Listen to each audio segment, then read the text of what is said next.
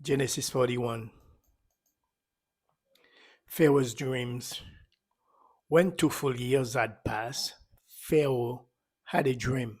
He was standing by the Nile when out of the river there came up 7 cows, sleek and fat, and they grazed among the reeds.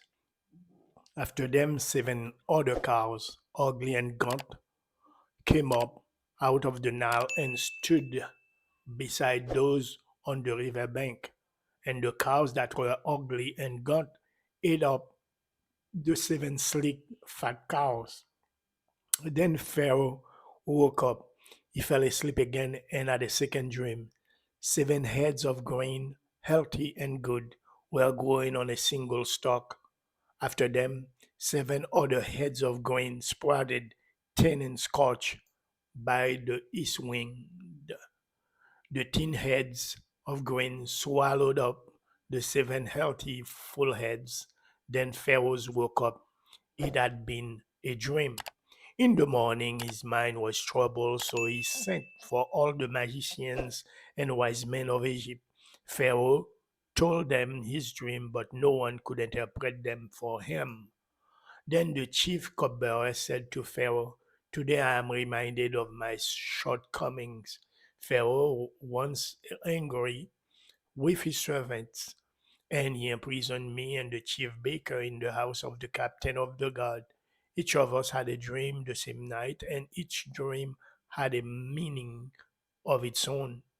Now a young Hebrew was there with us, a servant of the captain of the guard. We told him our dreams, and he interpreted them for us, giving each man the interpretation of his dream. And things turned out exactly as he interpreted them to us.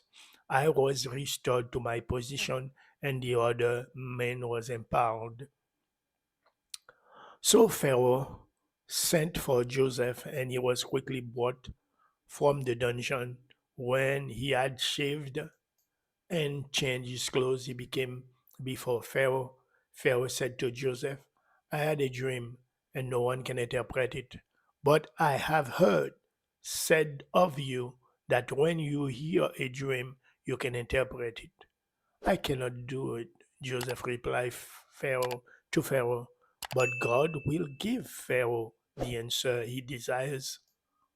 Then Pharaoh said to Joseph, "In my dream, I was standing on the bank of the Nile, when out of the river there came up 7 cows, fat and sleek, and they grazed among the reeds.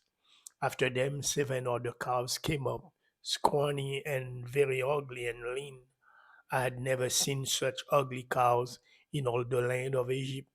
The lean, ugly cows ate up the 7 fat cows that came up first, but even after they ate them, no one could tell that they had done so.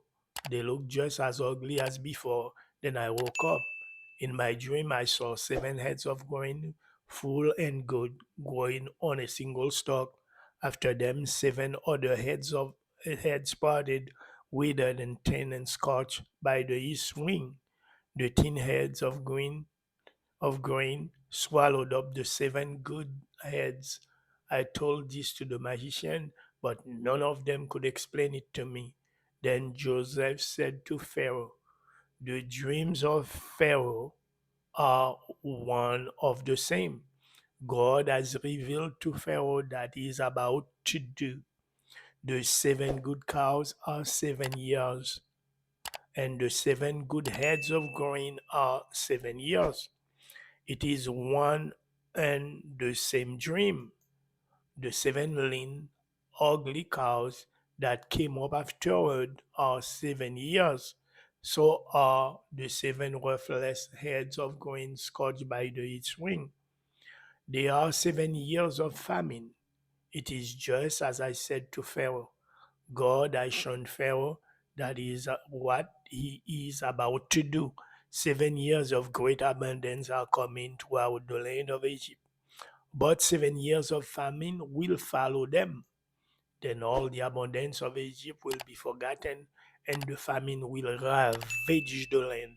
The abundance in the land will not be remembered, but because the famine that follow that follows will be so severe. The reason of the dream was given to Pharaoh in two forms is that the matter has been firmly decided by God and God will do it soon. And now let Pharaoh look for a discerning and wise man and put him in charge of the land of Egypt. Let Pharaoh appoint commissioners over the land to take a fifth of the harvest of Egypt during the 7 years of abundance. They should collect all the food of these good years that are coming and stored up the grain under the authority of Pharaoh to be kept in the city for food. This food should be held in reserve for the country to be used during the 7 years of famine that will come upon Egypt, so that the country may not be ruined by the famine. The plan seems good to Pharaoh and all his officials. So Pharaoh asked them, "Can we find anyone like this man? One in whom is the Spirit of God." Then Pharaoh said to Joseph, "Since God has made all this known to you, there is no one so discerning and wise as you. You shall be in charge of my palace, and all my people are to submit to your orders. Only with respect to the throne will I be greater than you." Joseph in charge of Egypt. So Pharaoh said to Joseph, "I hereby put you in charge of the whole land of Egypt." Then Pharaoh took his signet ring from his finger and put it on Joseph's finger. He dressed him in clothes of fine linen and put a gold chain around his neck. He had him ride in a chariots as his second in command, and people shouted before him, "Make way!" Thus he put him in charge of the whole land of Egypt. Then Pharaoh said to Joseph, "I am Pharaoh, but without your word no one lift hand or foot in all Egypt." Pharaoh gave Joseph the name of Zaphetnat Paneah and gave him Asenat, daughter of Potipharah, priest of On, to be his wife. And Joseph went throughout the land of Egypt. Joseph was 30 years old when he entered the service of Pharaoh, king of Egypt. And Joseph went out from Pharaoh's presence and traveled throughout Egypt. During the 7 years of abundance, the land produced plentifully. Joseph collected all the food produced in those 7 years of abundance in Egypt and stored it in the cities. In each city, he put the food grown in the fields surrounding it. Joseph stored up huge quantities of grain like the sand of the sea. It was so much that he stopped records because it was beyond measure. Before the years of famine came, two sons were born to Joseph by Asenath, daughter of Potipharah, priest of On. Joseph named his firstborn Manasseh and said, "It is because God has made me forget all my trouble and all my father's household." The second son he named Ephraim, and he said, "It is because God has made me fruitful in the land of my suffering."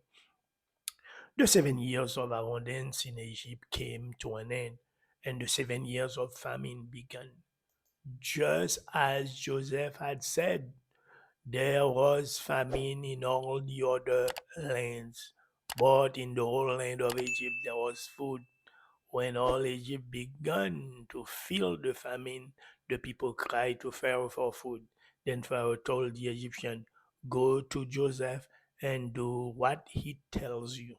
When the famine had spread over the whole country, Joseph opened the storehouses and sold grain to the Egyptian, for the famine was so severe throughout Egypt, and all the world came to Egypt to buy grain from Joseph because the famine was severe everywhere.